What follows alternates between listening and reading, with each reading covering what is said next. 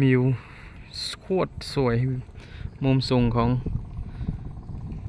พระเจ้าใหญ่เนาะของเขตวิเศษสามเหลี่ยมคำเนี่ยสนามบิน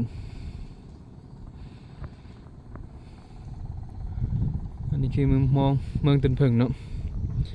วิวเมืองตันเพิงโน่นท่านนี้ก็เขตพิเศษสามเหลี่ยมค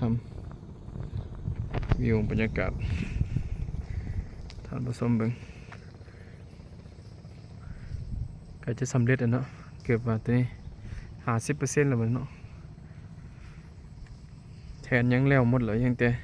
สร้างพระเจ้าใหญ่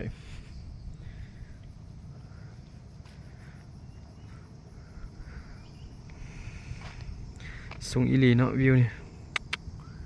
งามหลาย beautiful ห้องแหมดอกนิ้วคำมีต้นไม้บังไว้นั่นเนาะนี่ห้องแหมดอกนิ้วคำบรรยากาศรอบๆฝั่งขามฝั่งโค้งนำคลองไปก็เป็นประเทศไทยแลนด์ฝากนี่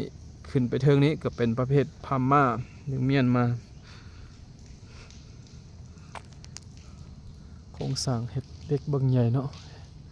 โครงสร้างเล็กบัดสลายปูนเล็ก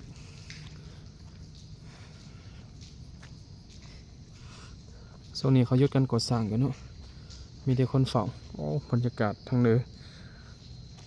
ฝั่งขวาเป็นพังของประเทศลาวฝั่งซ้ายข้ามแม่น้ำโขงเป็นประเทศพม่าโน่นอยู่เทิงมันเนาะด่านมันมอม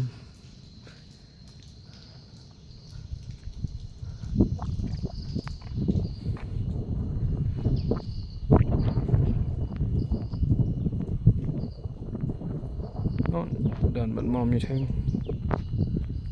วิวธรรมศาสตร์วิวธรรมศาสตร์บ้านเฮาเป็นแต่ภูผาป่าไม้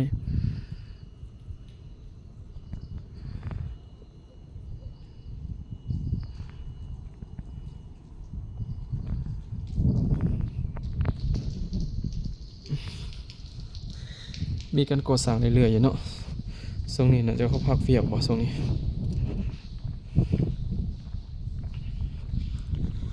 วิวเบิ่งวิวน้ำกัน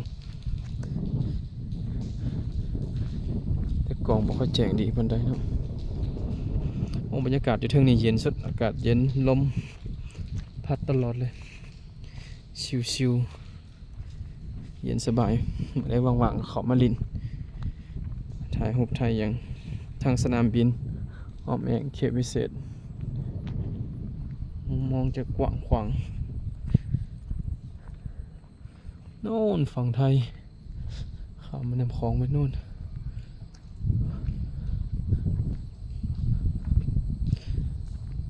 มีแต่ผู้แถวนี้เนาะสันทาผู้นี่เป็นผู้เพียงเลยโอ้กว้างเลยเขตนี้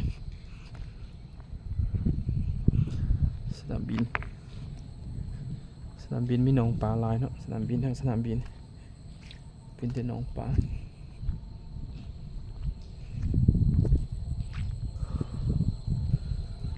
ภูผาป่าไม้สัน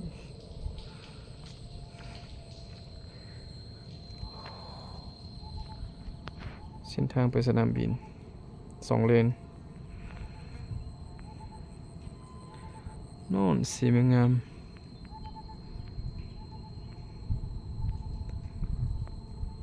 สีเมืองงามนะทุกคน